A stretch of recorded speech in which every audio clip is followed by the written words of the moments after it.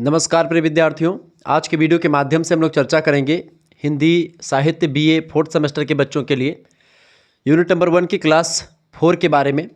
और आज अध्याय संख्या 4 में हम लोग चर्चा करेंगे लिपियांत्रण के बारे में। जानेंगे कि लिपियांत्रण किसे कहते हैं, लिपियांत्रण की परिभाषा, लिपियांत्रण का उपयोग कैसे करते हैं और इसका प्रकार समझेंगे, लिपियांत्रण का वर्गीकरण देखेंगे। मेजर माइनर सभी के लिए इंपॉर्टेंट है, ऑब्जेक्टिव लिखित सभी के लिए इंपॉर्टेंट है लेक्चर। आप किसी भी यूनिवर्सिटी के किसी भी कॉलेज में पढ़ रहे हैं तो भी आपके लिए लेक्चर बहुत ही परफेक्ट होगा, महत्वपूर्ण होगा। तो लिपियांत्रण के बारे में चर्चा करेंगे। इससे पहले हम लोगों ने देखा था अनुवाद के प्रकार और अनुवाद के रूप के बारे में, इससे पहले वाली क्लास। तो आज हमें चर्चा करेंगे। इसके बाद में क्लास आएगी आपकी मशीनी अनुवाद के बारे में चर्चा करेंगे, इसकी परिभाषा, प्रकार, आवश्यकता, ठीक है, और इसके बारे में और चीज़ों के बारे में जानने का प्रयास करेंगे, ठीक है। तो अनुवाद के रूप हो गए थे, जिसमें हमने अनुवाद के कई रूप के बारे में चर्चा करा था। हमने अनुवाद के में शब्दानुवाद बताया था आपको, अर्थानुवाद या सारा अनुवाद बताया था, छाया अनुवाद बताया था, रूपांतरण बताया था, ठीक है, सारा अनुवाद, टीका या भाष्य अनुवाद, आंसू अनुवाद, इन सभी के बारे में आपको बढ़िया तरीके से समझाया था। अब जो आपका अगला चैप्टर है वो कौन सा है? ये वाला चैप्टर जिसमें हम लोग आज चर्चा करेंगे लिपियांत्रण। लिपियांत्रण, लिपि माने होता है लिखने की शैली, ठीक है। लिपि समझ रहे हैं ना क्या होता है? जैसे कि मैं आपको बताऊं लिपि क्या होती है। देखिए, एक होती भाषा और एक होती लिपि। तो अपनी भाषा कौन सी? हिंदी है। लिपि कौन सी है? देवनागरी लिपि है। अब जैसे हमने लिखा, 1 मिनट के लिए समझे, राम। अब ये राम बेटा किस लिपि में है? ये लिपि हो गई आपकी देवनागरी। कौन सी लिपि है? बहुत ध्यान समझेंगे, देवनागरी लिपि। तो ये लिपि जो है वो कौन सी होती है? ये देवनागरी लिपि है। अगर इसी लिपि को हमको लिखना है किसमें? लिपियांत्रण कब होगा? जब इसी राम को हमने ऐसे लिख दिया। ये भी तो राम ही लिखा है ना, लिखा है कि नहीं लिखा? बोलो, लिखा है। हाँ, बिल्कुल लिखा है। तो राम ये लिखा हुआ है, राम ये भी लिखा हुआ है। लेकिन बेटा ये देवनागरी में लिखा हुआ है और ये राम जो है किस में लिखा हुआ है? ये राम आपका रोमन लिपि में लिखा हुआ है। बोलो, लिखा हुआ है कि नहीं लिखा हुआ है? हाँ भैया, लिखा हुआ। किस लिपि में? रोमन लिपि में लिखा हुआ है। तो प्रतीक चिन्हों की व्यवस्था को लिपि कहा जाता है। ध्वनि प्रतीक चिन्हों को लिखने की विधि लिपि कहलाती है। और हिंदी में बेसिकली देवनागरी लिपि का प्रयोग करते हैं, अंग्रेजी भाषा लिखने के लिए रोमन शैली का या रोमन लिपि का प्रयोग करते हैं, ठीक है। तो जैसे कि अभी तमाम प्रकार की चीज़ें मैं आपको समझाऊंगा, तो लिखने की शैली ही देवनागरी में ये अलग अलग तरीके से होती है, ठीक है। मतलब देवनागरी लिपि, कई लिपियाँ होती। तो जब हम एक लिपि से, एक लिपि में लिखी गई बातों को दूसरी लिपि में लिखते हैं तो वही लिपियंत्रण होता है। जैसे कि हमने राम देवनागरी में लिखा था, इसी को हमने रोमन में लिख दिया तो ये लिपि अंतरण हो गया, ठीक है। प्रायः अनुवाद के साथ साथ लिपियंत्रण भी हो जाता है। जैसे हमने कुछ भाषाओं में नहीं होता है, कुछ भाषाओं में हो जाता है लिपियंत्रण। जैसे अगर मैं एक शब्द, एक उदाहरण के माध्यम से आपको बताऊं, जैसे हमने लिखा कि राम आम खाता है। हमने आपको शायद ये उदाहरण बताया होगा, राम, 1 मिनट, ठीक है, लिख लें, राम आम खाता है। अब केवल अगर लिपियंत्रण हम यहाँ पर करेंगे तो क्या लिख सकते हैं? इसी को लिपियंत्रण अगर हम करेंगे तो हम मान लेते, ये लिखा हुआ देवनागरी में, हमने रोमन में लिखा राम आम खाता है, ठीक है। ये हो गया लिपियंत्रण। लेकिन इसका अगर अनुवाद करेंगे तो अनुवाद क्या हो जाएगा? Ram Yeats mango. होगा कि नहीं होगा? बिल्कुल होगा। तो ये इसका अनुवाद हुआ, ठीक है। लेकिन अनुवाद के साथ साथ, ठीक है, ये लिपियंत्रण हुआ, इसका लिपियंत्रण हुआ, ठीक है। लिपियंत्रण ये हो गया, अनुवाद ये होगा। लेकिन अनुवाद में आप देख रहे हैं कि लिपियंत्रण भी हो गया है यहाँ पर, ठीक है, राम ईट्स मैंगो। लेकिन यहाँ पर अनुवाद भी हुआ है और लिपियंत्रण भी हुआ है, यानी दोनों हुआ है। लिपियंत्रण भी हुआ और अनुवाद भी हुआ। चूंकि यह देवनागरी में था, ठीक है, ये आपका रोमन में आ गया, ठीक है। अनुवाद इसलिए हुआ चूंकि ये राम आम खाता हिंदी भाषा में है और ये स्रोत भाषा है ये, और लक्ष्य भाषा हो गई अंग्रेजी, राम ईट्स मैंगो। लेकिन अगर यहीं पर केवल अनुवाद होता तो केवल अनुवाद में क्या लिखा जाता है बेटा? अगर लिपियंत्रण ना होता, केवल अनुवाद होता तो क्या लिखते? इसी को राम ईट्स मैंगो को हम क्या लिख सकते थे? हम इसमें लिख सकते हैं, जैसे हमने ये लिखा, ठीक है, Ram Yeats mango, Ram Yeats mango, ये इसका अनुवाद राम आम खाता, इसका अनुवाद तो हुआ, ठीक है, अनुवाद तो हो गया, अंग्रेजी भाषा में हो गया राम ईट्स मैंगो, ठीक है, अनुवाद तो हो गया। लेकिन बेटा ये एक प्रकार से लिपि अंतरण नहीं हुआ।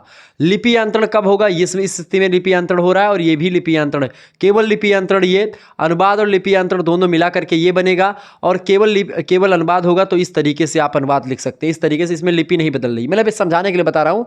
वैसे कि अनुवाद में अधिकतर लिपियाँ बदल जाती हैं, लिपि में भाषा और लिपि दोनों बदल जाती है, ठीक है, अनुवाद में। क्लियर, ध्यान रखेंगे इस बात को। तो ये उदाहरण मैंने आपको इसलिए समझा ताकि आपको आगे चल करके चीज़ें जटिल ना लगे, चीज़ें कठिन ना लगे, आपको सरल तरीके समझ में आ जाए, ठीक है।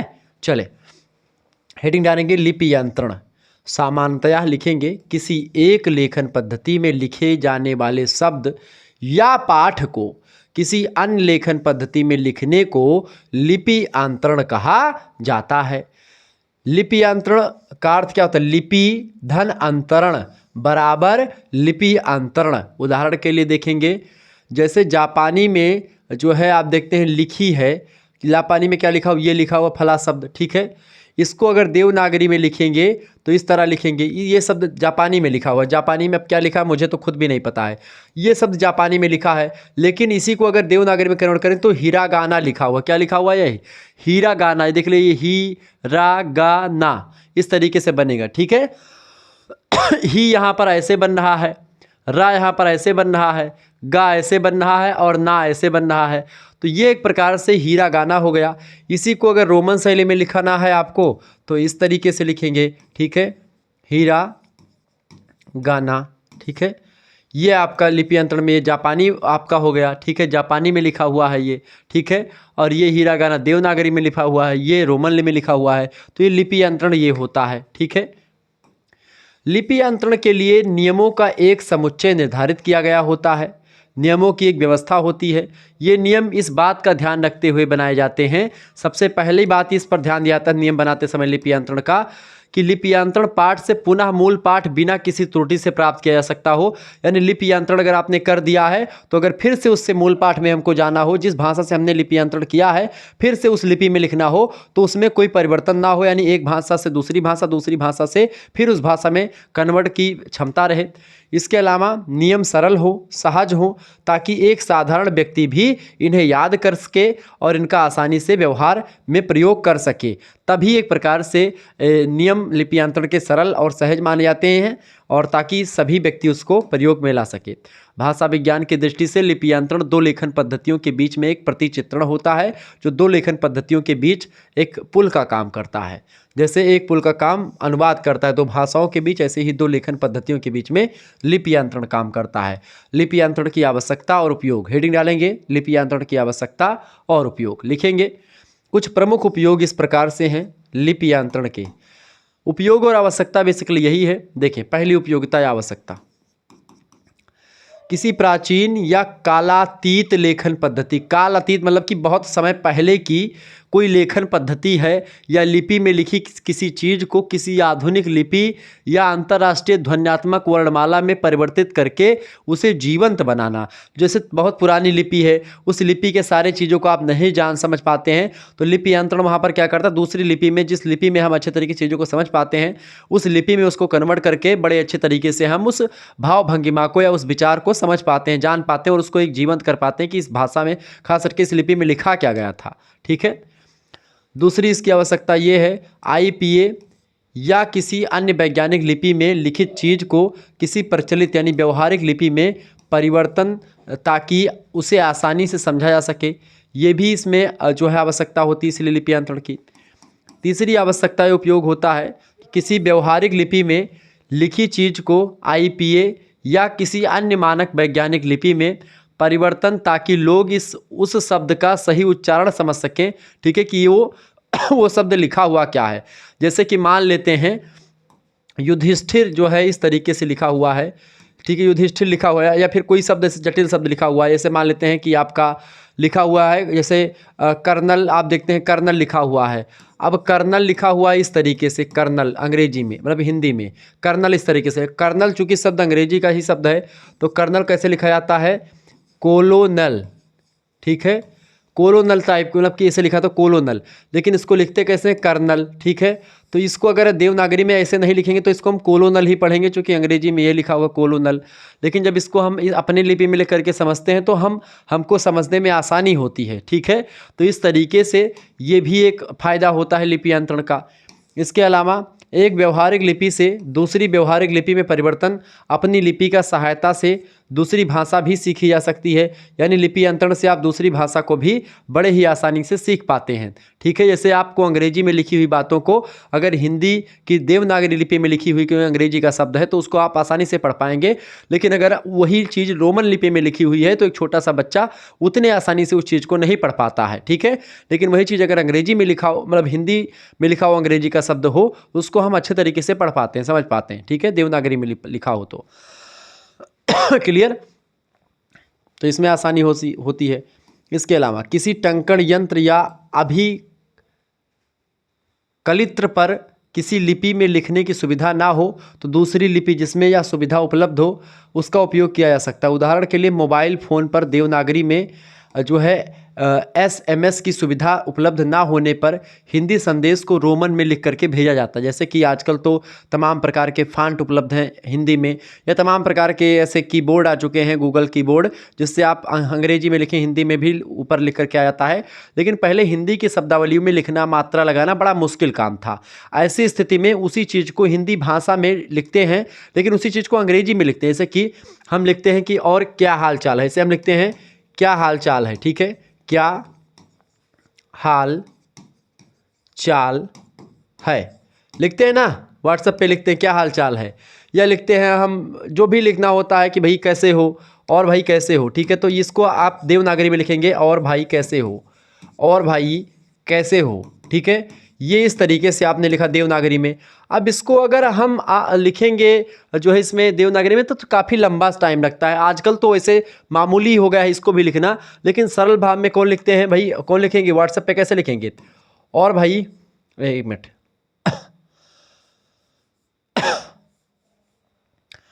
और भाई, और भाई कैसे हो, इस तरीके से हम लिखेंगे कि नहीं लिखेंगे। तो ये रोमन लिपि में ही लिखा हुआ है। ठीक है, लेकिन हिंदी भाषा का शब्द है, तो कहीं ना कहीं पे देवनागरी वाला थोड़ा सा जटिल होता है मोबाइल फ़ोन पे लिखने में। ऐसे में हम दूसरी लिपि का प्रयोग करके सरल, यानी अंग्रेजी लिपि, यानी जो रोमन लिपि है इसको प्रयोग करके सरल भाषा में लिख सकते हैं। तो SMS की सुविधा उपलब्ध, चूँकि पहले देवनागरी में नहीं थी, अब हो गई है, तो लेकिन हम अभी भी एक प्रकार से अंग्रेजी में ज़्यादा प्रेफर करते हैं या रोमन लिपि में, चूँकि सरल लिपि पड़ती है, इस वजह से जल्दी हम इसको लिख देते हैं। ठीक है, आप देखते हैं अंग्रेजी में जैसे तमाम प्रकार की चीज़ें हम जैसे लिखते हैं DP, कहते हैं आपकी DP बड़ी मस्त है। अब DP को हम शॉर्ट फॉर्म में DP लिख देते हैं। अब क्या ही आप इसको देवनागरी में ऐसे लिखते हैं, कभी आपने कभी लिखा कि जो है आपकी DP बहुत अच्छी है, या DP ऐसे कभी लिख करके आपने भेजा, नहीं भेजा होगा। यही DP आसान पड़ता है। जैसे आपको लिखना हुआ हेलो, तो हेलो आप हमेशा कैसे लिखते हैं, HLO ऐसे लिखते हैं हेलो। ठीक है, जबकि हेलो का मतलब क्या, HEEO हेलो होता है। ठीक है, इस तरीके से हेलो लिखा जाता है, बट लिखते कैसे हैं ऐसे। तो क्या हेलो जो होता है, ठीक है, हेलो क्या हम ऐसे कभी लिखते हैं हेलो, ये देवनागरी में कभी आपने लिख करके भेजा, आपने यही भेजा होगा या फिर ये भेजा होगा, बहुत भेजा होगा। ठीक है, या आप जो है कभी भी चीज़ें लिखते हैं, मतलब बहुत सारी चीज़ें, अब हाय लिखते हैं, अब हाय जो होता है HYE होता है लगभग में। ठीक है, लेकिन हम कैसे लिखते हैं, HII ही लिख देते हैं। ठीक है, ये हाय लिख करके भेजते हैं। तो ये देवनागरी में उतना सरल आप नहीं कंफर्टेबल फील नहीं करते हैं जितना कंफर्टेबल आप रोमन में फील कर रहे होते हैं। ठीक है, अब यहाँ पर हिंदी वाले बच्चे गुस्सा मत करिएगा कि गुरुजी आप हिंदी की बड़ाई नहीं कर रहे हो। देखें, जो चीज़ें वास्तविक है आप खुद ही देख सकते हो, ये चीज़ें आप व्हाट्सएप पर दिन प्रतिदिन करते रहते हैं। तो लिपियंत्रण जो होता है इस वजह से बहुत ही आपके लिए मदद करता है। छठी बात, लिपियंत्रण उनके लिए भी उपयोगी होता है जो कोई भाषा तो बोलना और समझना जानते हैं, कई भाषा बोलना और जो है समझना जानते हैं, किंतु उस भाषा की लिपि को नहीं वाच कर सकते या नहीं पढ़ सकते हैं। यानी कि बहुत सारे ऐसे लोग होते हैं जो तमाम भाषाओं के शब्दों को जानते हैं, लेकिन वो किसी दूसरी लिपि में लिखी गई चीज़ों को नहीं पढ़ पाते हैं। जैसे कि मेरी ही खुद की बात कर ले तो मैं अंग्रेजी में लिखी बातों को उतनी ज़बरदस्त तरीके से प्रोनाउंसिएशन नहीं कर पाता हूँ। जैसे वही प्रोनाउंसिएशन की बात आई, प्रोनाउंसिएशन में जो बोल रहा हूँ ये भी गलत ही बोल रहा हूँ। ठीक है, तो ऐसे में अगर उसी प्रोनाउंसिएशन को हम हिंदी में या देवनागरी लिपि में लिख करके पढ़ेंगे तो हम उतना और अच्छे तरीके से उसका उच्चारण कर पाएंगे, परफेक्ट तरीके से उच्चारण कर पाएंगे, ठीक है। लेकिन जब हम उसको रोमन शैली में लिख करके पढ़ेंगे तो हम उतना परफेक्ट नहीं पढ़ पाएंगे या कोई भी बच्चा नहीं पढ़ पाएगा, ठीक है। तो वो फायदा होता है इससे। इसके अलावा कुछ भाषाएं कई लिपियों में लिखी जाती हैं, ये भी इसका फायदा है, आवश्यकता है। इसके अलावा किसी एक भाषा में लिखते समय किसी दूसरी भाषा के शब्द का परिचय देने के लिए हम जो है लिप्यंतरण का सहारा ले सकते हैं, ठीक है। इसके अलावा लिप्यंतरण का प्रयोग कभी कभी साधारण कूट लेखन के लिए भी कर दिया जाता है। तो लिप्यंतरण की ये सारी आवश्यकताएं हैं, ये सारे प्रयोग हैं। क्लियर, ये बात ध्यान रखेंगे। अगर आपको हमारे साथ जुड़ना है, PDF प्राप्त करनी है इन सभी चीज़ों की, तो प्राप्त कर सकते हैं। ऑब्जेक्टिव लिखित सभी की 91 61 93 60 62 पर आप SMS करें, और SMS करेंगे क्या, अपना नाम, ठीक है, अपनी यूनिवर्सिटी का नाम और अपने सब्जेक्ट के नेम लिख करके आप भेज सकते हैं। अभी देखें अब कंफर्टेबल क्या, देखिए नाम हमने देवनागरी में लिख दिया, लेकिन यूनिवर्सिटी ऐसे लिखा, विश्वविद्यालय लिखने में बड़ा लंबा समय लगता है, इस वजह से यूनि लिख करके छोड़ दिया, सब्जेक्ट ऐसे लिख दिया, विषय नहीं लिखा। तो ये फ़ायदा होता है। इसमें क्या होगा, आपके पास एक स्कैनर सेंड किया जाएगा, उसी पर आपको मात्र 100 रुपीज़ पेमेंट कर देने होंगे। उसके बाद में आपको व्हाट्सएप ग्रुप से जोड़ दिया जाएगा और वहाँ पर आपको जो है MCQs टाइप मॉडल पेपर मिलेंगे, ठीक है। और इसके अलावा अब MCQs में क्या होगा, मल्टीपल चॉइस क्वेश्चन हो गया। अब इसको हिंदी में लिखेंगे बहुविकल्पीय प्रश्न तो बड़ा लंबा हो जाएगा, इस वजह से हमने इसको MCQ लिख दिया। तो शॉर्ट फॉर्म में ये लिपियाँ बड़ी मदद करती हैं आपकी, ठीक है। इसमें लिखित भी आपका मिल जाएगा, ठीक है, लिखित भी आपका मिल जाएगा। इसके अलावा आप देखते हैं और भी चीज़ें आपको यहाँ पर मिल जाएंगी। आपको सभी से एक हिंदी का ही नहीं बल्कि आपके 3 मेजर सब्जेक्ट, एक माइनर, एक को करिकुलर में फिजिकल एजुकेशन एंड योगा, यानी कि शारीरिक शिक्षा और योगा के बारे में बताया जाएगा, जिसमें ऑब्जेक्टिव ही आता है वो सब क्वेश्चंस। तो उन सभी की तैयारी आपकी विधिवत तरीके से हो जाएगी और बड़ी ही बेहतर अंदाज में आपकी तैयारी करवाई जा रही है। जिन बच्चों को जुड़ना है, अच्छा नंबर लाना है, वो फटाफट से मात्र 100 रुपीज़ के कोर्स वाले में जुड़ जाएँ और सभी का फ़ायदा ही होगा। जिनको भी जुड़ना है फटाफट से SMS करें, 100 रुपये में कोर्स पूरा ज्वाइन कर दिया गया, मतलब कि चालू कर दिया गया है। सभी सब्जेक्ट की पढ़ाई होगी, ठीक है। सभी सब्जेक्ट के PDF नोट्स मिलेंगे, चैप्टर वाइज क्लासेस के, मतलब कि MCQs भी मिलने का प्रयास रहेगा। सब कुछ आपके लिए पूरी व्यवस्था करी जाएगी, जो सभी लोग सब फटाफट से जुड़ जाएं, ठीक है। चलें, हेडिंग डालेंगे लिप्यंतरण के प्रकार। देखिए, पहला होता है ध्वन्यात्मक लिप्यंतरण, दूसरा होता है मार्फोलॉजी पर आधारित लिप्यंतरण। ध्वन्यात्मक मतलब कि ध्वनि के अकॉर्डिंग हम बदल देते हैं। देखिए, मार्फोलॉजी पर आधारित जो ध्वनि अंतरण होता है वो कैसा होता है, स्रोत भाषा के, यानी जो भाषा में चीज़ें दी हुई हैं हमको पहले से, तो स्रोत भाषा के किसी वर्ण के लिए दूसरी भाषा के उस वर्ण का उपयोग किया जाता है जो दिखने में कुछ समानता रखता हो, वो एक प्रकार से मार्फोलॉजी के पर आधारित होता है। जैसे कि राम मैंने लिखा तो RAM लिख करके हमने बदल दिया। तीसरा होता है मिश्रित लिप्यंतरण, उपरोक्त दोनों विधियों का मिश्रण जिसमें होता है, चाहे ध्वन्यात्मक और मार्फोलॉजी दोनों का मिला करके एक प्रकार से होता है, वो होता है मिश्रित। चौथा होता है कूटन, यानी कोडिंग करके, ठीक है, कोडिंग करते हैं, कोडिंग डिकोडिंग आपने पढ़ा होगा रीजनिंग में। तो स्रोत भाषा के वर्णों के लिए लक्ष्य भाषा के वर्ण यादृच्छया, यानी कि रैंडमली चुन लिए जाते हैं। अब जैसे ये रैंडमली लिखा था, इसको पढ़ने में थोड़ा सा कठिनाई हुई, लेकिन यहीं पर लिखा हुआ है रैंडमली देवनागरी में, तो उसको पढ़ने में सरलता हो गई। यही जो है लिप्यंतरण का फ़ायदा होता है। यह मशीनों के द्वारा लिखने पढ़ने, मतलब कि लिखने पढ़ने के लिए अधिक उपयुक्त होता है, कूट लेखन या कोडिंग वगैरह, ठीक है। पांचवा होता है स्वच्छंद तरीके से, ठीक है, जैसे कि बिज़ार। अब बिज़ार यहाँ पर लिखा हुआ है बिज़ारे, ठीक है, लेकिन इसको यहाँ पर देवनागरी में लिखा हुआ है तो बिज़ार लिखा हुआ है, इसको आप आसानी से पढ़ पाएंगे, लेकिन इसको पढ़ने में थोड़ा कठिनाई होगी कि क्या लिखा है, बिज़ारे, ठीक है, इस तरीके से पढ़ेंगे। तो लेकिन यहाँ पर ये पढ़ेंगे तो बिज़ार हो गया, इसको आसानी से पढ़ पा रहे, तो ये फ़ायदा होता है। तो स्वच्छंद तरीके से लिप्यंतरण जो होता है वो पांचवा होता है। बिना किसी सख्त नियम का पालन करते हुए स्रोत भाषा को लक्ष्य भाषा के वर्णों के द्वारा लिखना ही आपका लिप्यंतरण हो जाता है। सरल शब्दों में कोई इसमें नियम कायदा नहीं काम करता। तो इस तरीके से ये लिप्यंतरण के प्रकार हैं, ध्वन्यात्मक लिप्यंतरण, मार्फोलॉजी पर आधारित लिप्यंतरण, मिश्रित लिप्यंतरण, कूटन यानी कोडिंग लिप्यंतरण और स्वच्छंद लिप्यंतरण। ये आपसे बस केवल प्रकार पूछा जाएगा, तो ये प्रकार आपको लिख करके बस छोड़ देने हैं, आपको नंबर बेसिकली मिल जाएगा, ठीक है। तो किसी प्रकार कोई दिक्कत आपको नहीं होगी। इस तरीके से आप लोगों ने लिप्यंतरण वाला चैप्टर समझा। अब अगला जो चैप्टर आएगा वो आएगा बेटा कौन सा, मशीनी अनुवाद का। शुक्ला एचडी पॉइंट चैनल में आप सभी का बहुत बहुत स्वागत है, ठीक है। मिलेंगे हम फिर नेक्स्ट वीडियो में जिसमें हम लोग चर्चा करेंगे मशीनी अनुवाद के बारे में। धन्यवाद, मिलते हैं नेक्स्ट वीडियो में, तब तक के लिए जय हिंद जय भारत। आप सभी का बहुत बहुत धन्यवाद हमारे से जुड़ने के लिए। इसी प्रकार से अपना प्यार हमेशा बनाए रखेंगे। वीडियो को लाइक कर दीजिएगा, चैनल पर नए हैं तो सब्सक्राइब कर दीजिएगा, क्योंकि इसी प्रकार से इन्फॉर्मेटिव वीडियो लगातार आपके शुक्ला स्टडी पॉइंट चैनल पर आती रहती हैं। बहुत बहुत धन्यवाद आप सभी का।